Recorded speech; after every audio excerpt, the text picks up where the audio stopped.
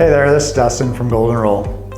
Most people turn up the thermostat in the winter, but here's a surprising way your ceiling fan can help you stay warm and save on heating bills. In the winter, running your ceiling fan in reverse helps circulate warm air that collects near the ceiling, pushing it back down to where you need it most. It's easy to set your fan for winter. Simply flip the switch on your fan to change the directions to clockwise. Since warm air naturally rises, running the fan in reverse pushes that warm air back down, making your room feel more comfortable. Make sure to clean your fan blades before flipping the switch. Dust can build up during the warmer months, and you don't want it blowing around your room.